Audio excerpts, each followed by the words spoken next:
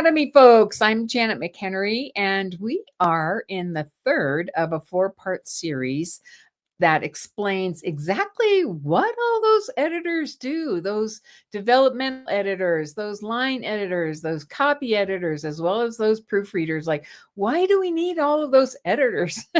Because each does something a little bit different than the other, and one can catch the mistakes that another cannot, and they also help us help to improve us as writers. So, what does this copy editor do, and how will she fine tune your book? Let's learn about that today. First of all, this editor is going to bring additional clarity and a readability to your book. I remember the very first nonfiction book that I wrote, and boy, when it came back to me, it had all kinds of requests for changing, but mostly, there were a lot of questions about, like, can you expand this? Or this is not clear, or she put in her own kind of editorial changes there, and I really learned through that process. So we should consider these folks our friends, our partners in the business, and not to necessarily resent all of the marks that they put on our manuscript. So this person is going to smooth, awkward, or kind of so our ideas will flow most naturally. For each of the points, I'm going to have an example during the next slide here. So here's a before statement. There is a need for us to make sure that our prayer life in all its aspects is being developed continually. Some of us are very wordy.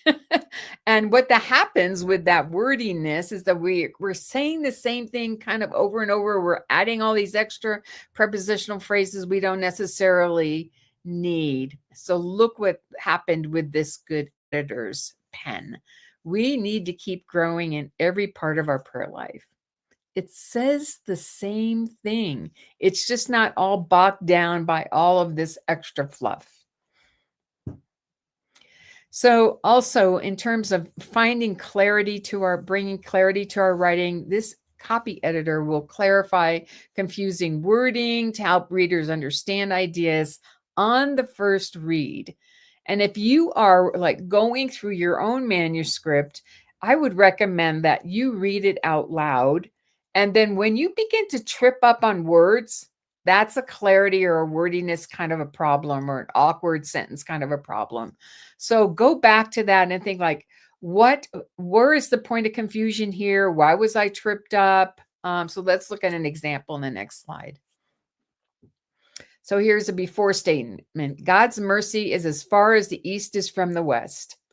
Now, depending on where you are in the faith, this might not be so confusing to you, but to a new believer, they might be like, what does that mean? As far as the east is from the west. So just by actually adding a little statement in here, it helps to clarify that. So this is better. God's mercy is immeasurable. Got it? So this is how I'm defining that statement, is immeasurable as far as the east is from the west. So in terms of bringing clarity, again, the copy editor will adjust overly academic or kind of a tone or a casual tone to fit the particular intended audience. If you're writing an academic book, you need to write in academic language. If you're writing for the average reader, you want to have more of a casual tone to it. So let's take a look at how this can happen. So here's obviously a very kind of bogged down, theologically oriented kind of sentence, right? The eschatological implications of this Pauline passage are a myriad of complexities. Whoa, there are a lot of hard words in there. So one of the rules of thumb that you can have as a writer is to think about, okay, how many very complicated or technical kinds of words do I have in any given sentence? If you have more than one, it's probably too many. Here's a better version.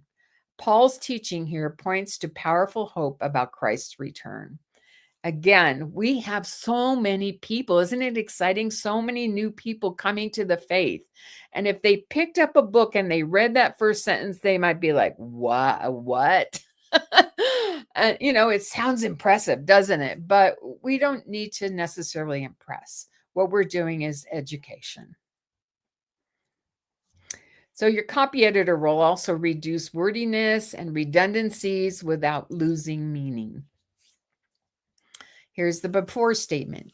She personally prayed in her own words to God, who she knew personally as her savior. Well, as in with editor's eyes here, I automatically see a pronoun error. It should be whom in that before sentence, but this is going to be shorter, it's going to be more concise. She prayed to the Father in her own words. We don't need to have that word personally in there, right? If she's praying, it is personal. It is she herself who is praying. So we don't need all those extra kinds of added words in there. So another thing that major kind of category that kind of defines what the copy editor will do is looking at grammar and mechanics. So I have a few examples here for you. So they're going to correct grammar, punctuation, usage kind of errors. When we're talking about usage errors, we're talking about the difference between affect and effect, words we can tend to get confused, things like that. So let's take a look here as an example. Each of the women were asked to share their testimony. Okay, so the subject in that sentence is each, and each is singular, and it's separated by that prepositional phrase from the verb. So we tend to get confused. We think that the object of the preposition, which is women in that sentence, calls for a plural verb, but it doesn't. So each was asked to share her testimony. Again, each is singular, someone, somebody, no one, anybody, all those kinds of pronouns are singular. And so we need to offer up a singular verb for that. So each of the women was asked to share her testimony. So your copy editor will have on her special editor goggles to standardize verb tenses and pronouns for consistency all the way throughout. Sometimes I'll see where someone is using, like even within one sentence, have like using you, speaking directly to the reader, but then shift into some other kind of pronoun use later in the sentence. You want to stay consistent all the way through your book. If you're using we kind of language to make it more exclusive, whether I think is better, then you want to stay in that kind of language generally throughout until maybe perhaps you're getting to a final kind of application point. Here's an example. I was walking to the store and then runs into an old friend. I mean, obviously that's really awkward, right? I was walking to the store when I ran into an old friend. So keeping verbs consistent with the subjects of the sentence, keeping your pronouns consistent with the antecedent to which they refer back to. Those are things that your copy editor is going to find. Okay, so in terms of grammar, punctuation, capitalization, all these things, that your copy editor is also going to check parallel structure in lists, in headings, and series. And so I have an example of that. I could spend the whole next hour teaching on parallel structure because in pretty much in any book that I edit, and I do editing for publishers, I will find problems with parallel structure. So here's one example in the first sentence. The retreat offers praying, journaling, and the opportunity to rest in God's presence.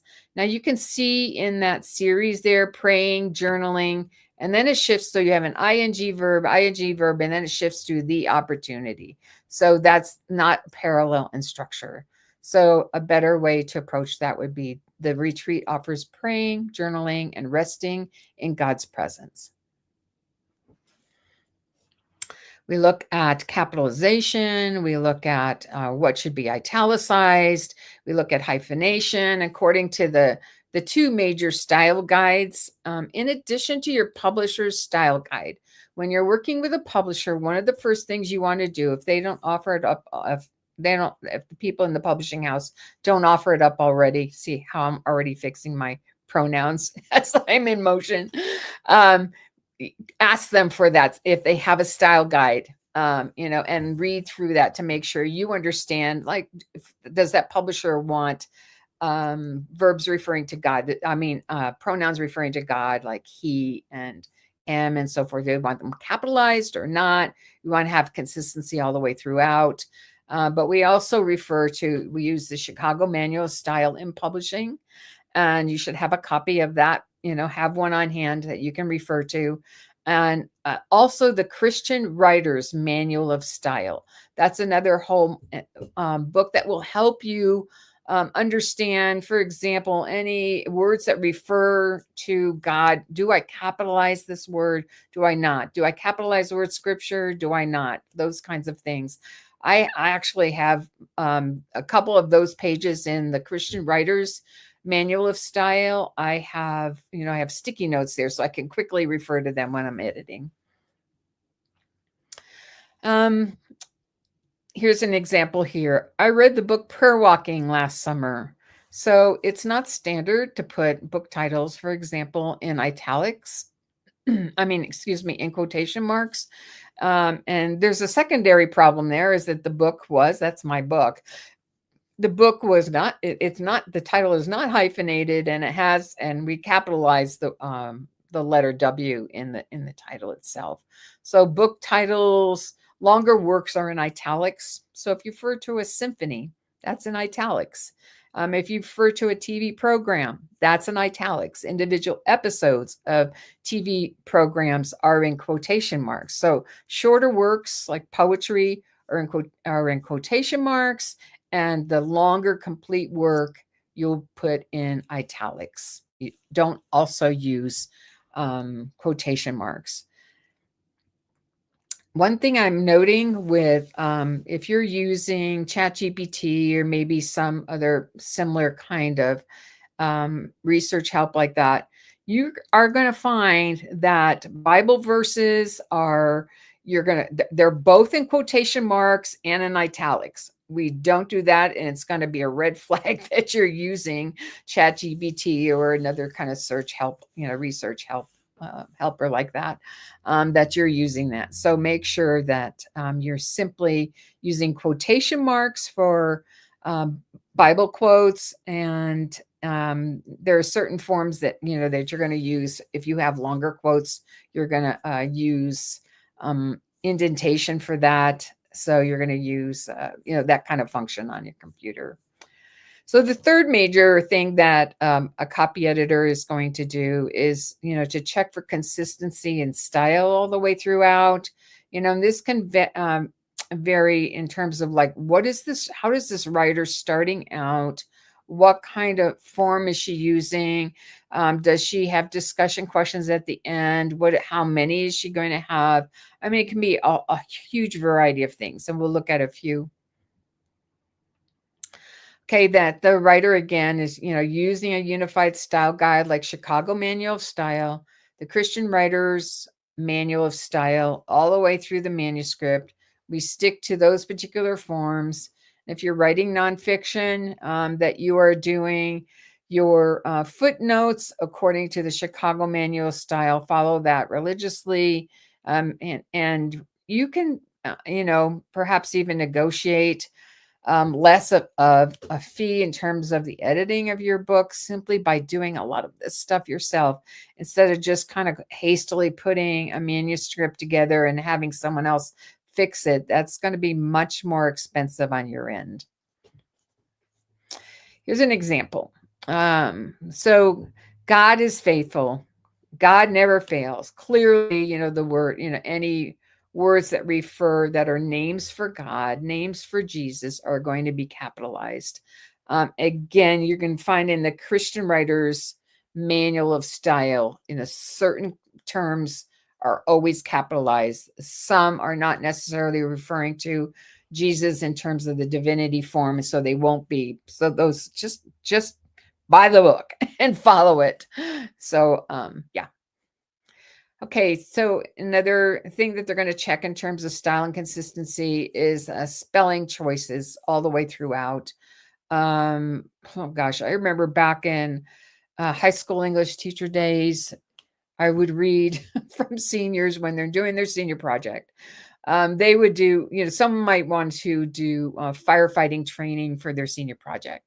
And so one time they have firefighting is 2 words. The next time it's 1 word, or fireman, one word, 2 words, all the way throughout. Okay, is it fireman, fireman? Like, how are you referring generally, so that there is consistency within that particular project, in one way. And here's an example there. Healthcare, 1 word or 2 words. And so use your dictionaries to kind of do those searches and make sure that you're using consistent form all the way throughout. Email your healthcare provider. There, it's 2 words. Many healthcare plans. You can see in the very same sentence the healthcare in those certain applications in that sentence are used as adjectives. So it should be 1 word. Email your healthcare provider. Many healthcare plans allow that benefit. So, are you involved in healthcare? There may be some uses where that is actually 2 words. So you need to kind of do the research, make sure you're using your terms correctly.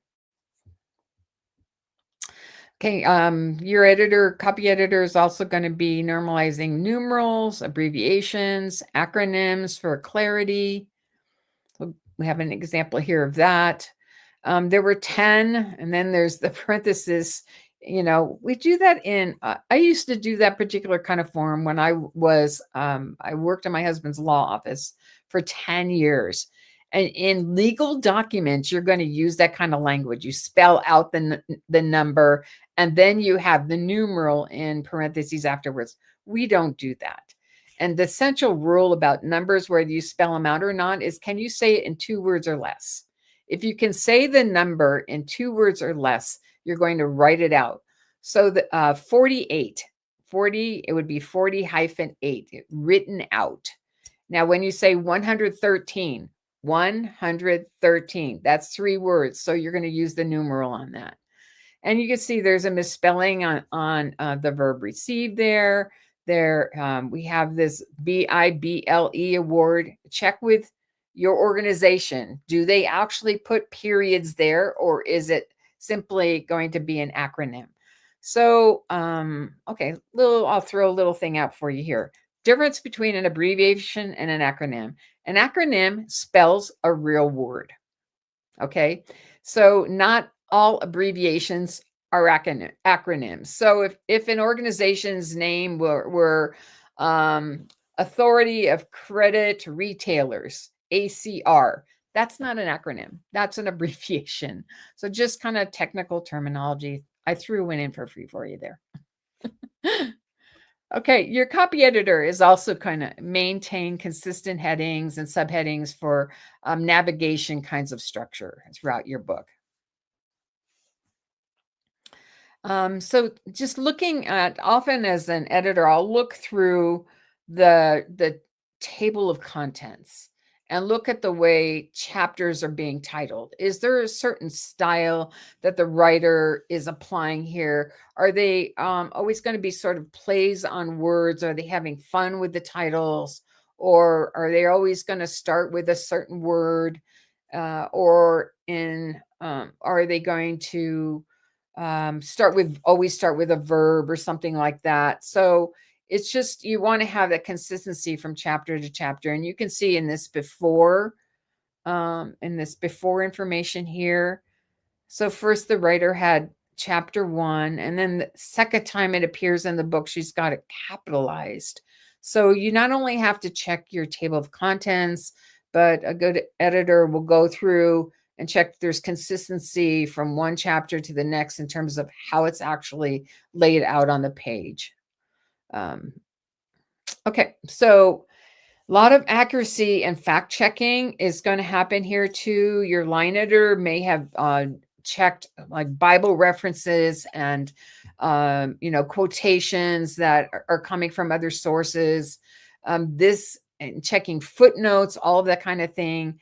That's really, really important because, man, if you get something wrong, you may just lose the reader completely. She may stop reading. So you want to make sure that you have a really great copy editor, and that they are in fact double checking. And any kind of Bible verses that you're using, go to BibleGateway.com. You're going to copy paste from that, fix the font so that everything matches all nicely there, fix the spacing, etc., for the same purpose.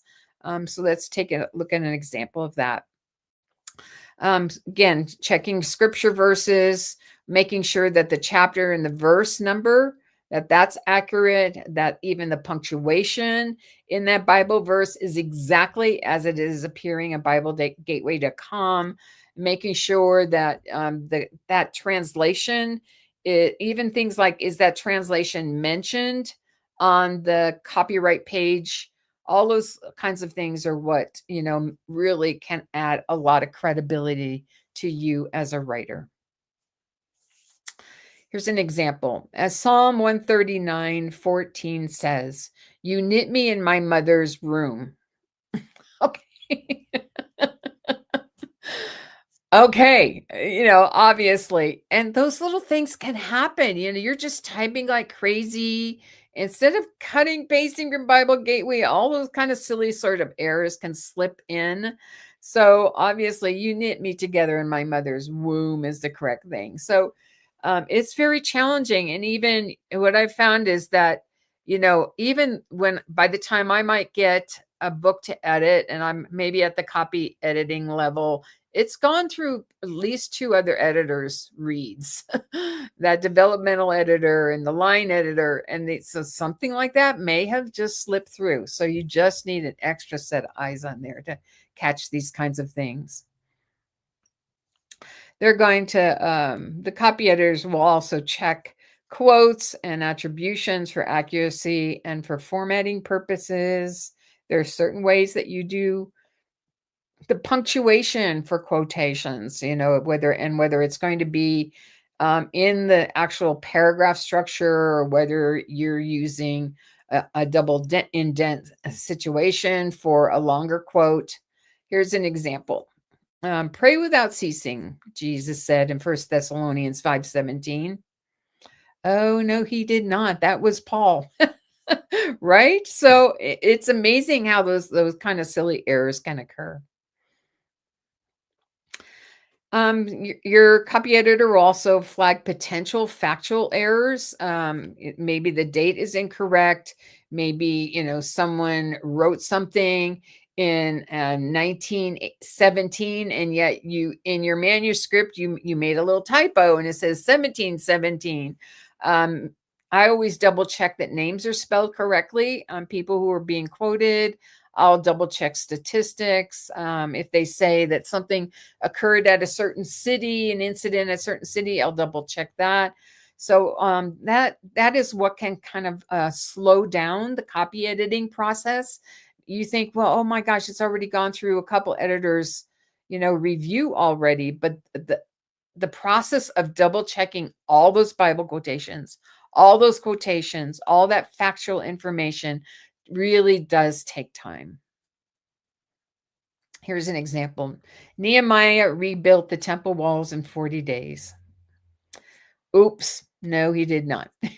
Nehemiah rebuilt Jerusalem's wall in 52 days.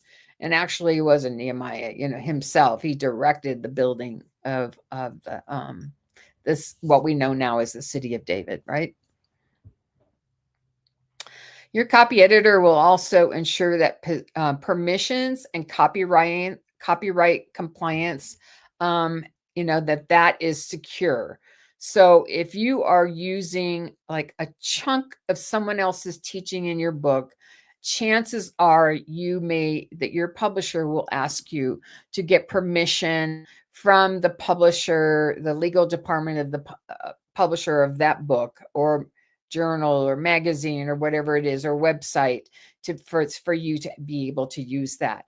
And it will be your responsibility to get those permissions for longer kind of quotes, for chunks of teaching, and you may have to pay for that as well. So the process is that you write to the legal department of the publishing house, and that can take months. So that's something, if you know already what's in your book as you're writing it, even as you are actually including it in the book, it's very wise to actually seek permission at that time rather than wait till you're all ready to the copy editor's spot. So that copy editor has to sign off with the publisher to say, yes, all the permissions are here. We have copies of them. They're in the file, etc.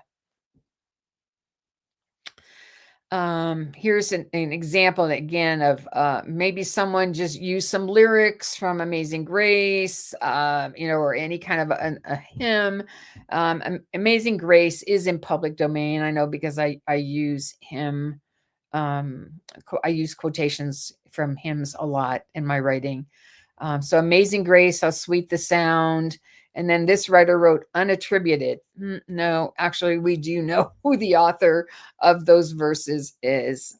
So you would want to give credit to those original people who wrote lyrics, who wrote particular kinds of books, other kinds of writing you're getting from sources online. Those need to be cited. And there's a very particular way that you do that. You're going to use the footnote function under insert on your Word document. And then you're going to include the author's name. You're going to include the name of the publication. If it's an article in another journal, you can have the journal name. You have the date of publication. If you can't find the date of publication, you can use an access date. And for the then you're going to have your publishing information, which if it's a website, you can see here it came from hymnary.org. And that can, if you go to one of these sites, either hymnary.net or hymnary.org, they can inform you as to whether certain Christian songs and hymns are in public domain or not. Okay, the copy editor is going to kind of also think in terms of your book, in terms of the overall voice that you have, and think of considering potentially who your readers are going to be to make sure there's a match there. Because if you say that you're writing a book for young adults and yet you're using language that's not going to be in a comfort zone for them, that would be something that your editor would bring to mind, bring up with you. So the copy editor is going to help preserve your voice while improving flow and correctness all the way through your manuscript. Here's an example. I can't hardly believe how God showed up. Well, that's not grammatical. Can't is negative. Hardly is negative. So you have a double negative working on that sentence. So just, it is true for writing narrative, either memoir or fiction, various forms of fiction, that you, in quotations of characters, that you can use something that's not grammatical if that is that person's voice, if that's what's true to that character or what was true for that individual in your own life if you're writing memoir. But we do want to otherwise maintain, an appropriate voice, appropriate style. Your copy editor is going to strengthen word choice to make the message more engaging and impactful. Instead of using words like stuff and things, there are more specific words that can, more quickly inform the reader as to what exactly you mean. She was very sad after losing her friend. Okay, that's not a very memorable sentence, is it? How about she was heartbroken after losing her friend? And it's still very much showing language as opposed to, it's very much telling language as opposed to showing language, which is much preferable. But, think about using specific terms, specific words, using jargon that's appropriate for your subject matter. Again, okay, there's the word that your editor will help identify jargon or insider language suggest accessible alternatives. It's important to use specific language appropriate to your subject matter. But again, to think about your audience. Is your audience going to know what an intercessor is, for example? If you're writing about prayer, you need to kind of define that in the way that you use your sentence. Again, here's some very technical kind of language. Our fellowship thrives on exegesis and eschatology. Would a new believer know what that means? This would be better. Okay. And you can, doesn't mean you have to necessarily dumb down your book, but at least you could create a sentence that helps sort of define it. But this is perhaps a better alternative. Our fellowship thrives on studying scripture and anticipating Christ's return. Okay, your editor will also help to enhance rhythm and pacing for better reader engagement. There's some kind of basic kinds of ways that we can create sentence so there's a better flow for the reader's eye through a book. She prayed, she cried, she waited, then she prayed again and cried more. This sounds better. She prayed and wept, waited in silence, then prayed and wept again. Can you hear how that's just simply more fluid? If you tend to write subject, verb, kinds of sentences all the way through, that will get boring. So two techniques in terms of writing are to have different ways you begin your sentences. So to vary your sentence beginnings. And another way to make your writing more fluid would be to vary the length of your sentences and the kinds of sentences you use. So maybe you have a short, and they call them telegraphic sentence, or maybe you have a more long and involved sentence. If you have a combination of those kinds of sentences, you vary your sentence beginnings. It's going to make your reading more fluid. And that's what we want. We want the reader's eyes just kind of fly from one page to the next. Then we're getting down to things like basic formatting and the presentation of your document as a whole. So unifying chapter titles, subtitles, and call outs for professional polish. Call outs are, maybe you want to have a little like an application box toward the end of your chapter, or you have a certain way that you want your questions to be maybe numbered. It's just little things like maybe in one chapter, the writer bullets all of the questions, the discussion questions. And then in the next chapter, she numbers them. It's just silly little things like that we can catch if we just are careful in terms of thinking, going through reading things out loud and just taking time rather than kind of zooming through a document in the editorial process. Here are a couple examples here. You can just see that there was inconsistency with this writer. Chapter 1 used then the hyphen, God is love, and then chapter 2 using the colon there. So just having some consistency all the way throughout. Consistent treatment of block quotes, lists, sidebars. I've edited some documents where, sometimes like quotes were put in boxes, or they were used with the indentation kind of features, and then sometimes they're not, or sometimes they're numbered, or sometimes they're just use a simple. They might use all kinds of possibilities. What we want to do is just have, that sense of consistency from one chapter to the next in terms of how all the information is being related. Here you go. Before, be still and know that I am God, Psalm 46:10. And then you probably want, if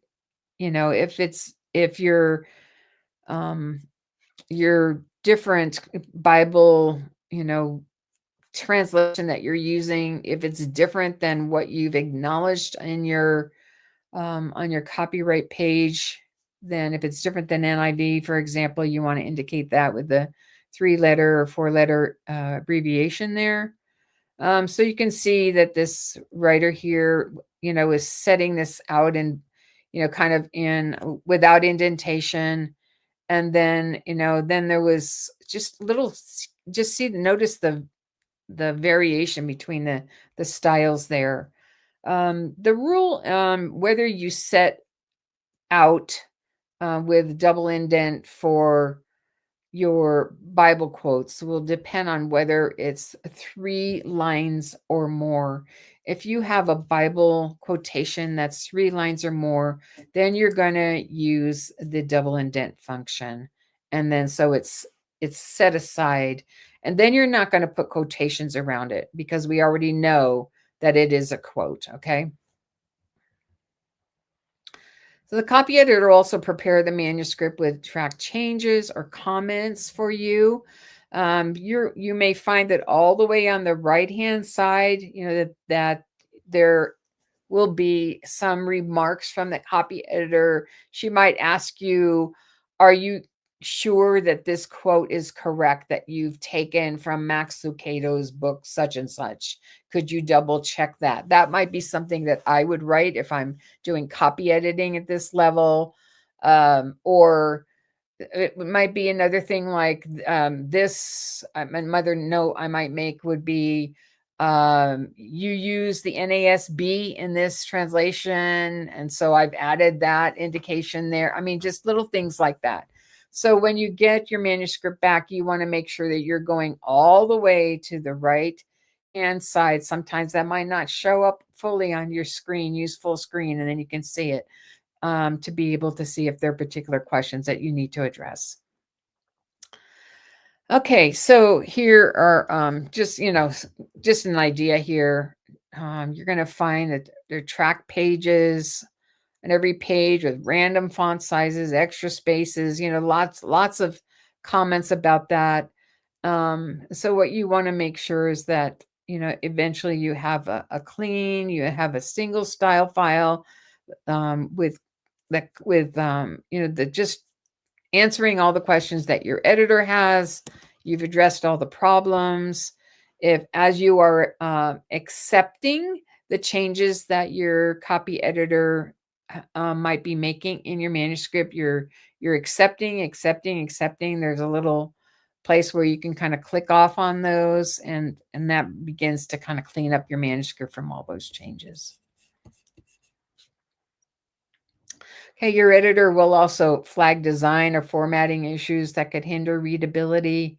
Again, like using bullets instead of numerals. You start out using numerals for different ideas or different verses that you're presenting, and then you switch to bullets, or and there's extra spacing here, but there's not there. All those kinds of things. So here's one example, and this is when we're kind of getting down to the formatting stage of your manuscript. So there's like a widowed head at the bottom of a page. So a widow in a manuscript is when you're reading along, and at the end of the page, you have a heading, but you don't have any text under the heading. That's called a widow, and you don't want to leave it there. The person who's going to be formatting your manuscript should be catching those kinds of things, or that might be handled at the proofreading level. So yeah, it just is awkward. Yeah, to have those little single titles or headings there like that without the text under. So basically, the copy editor's goal is to make you shine while staying invisible.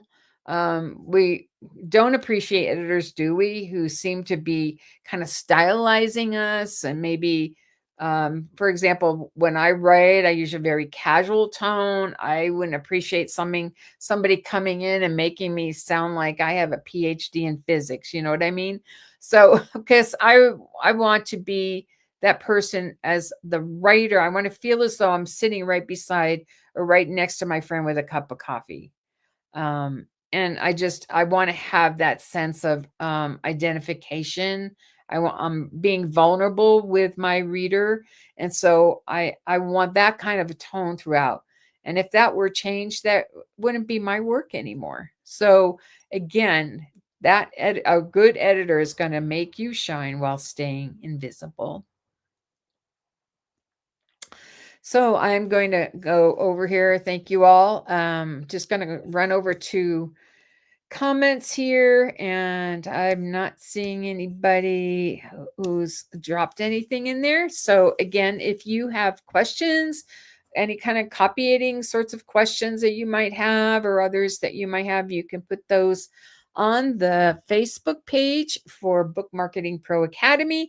And please go ahead and leave my name there so that I can catch it, and I'll be happy to answer those for you. Blessings on your day.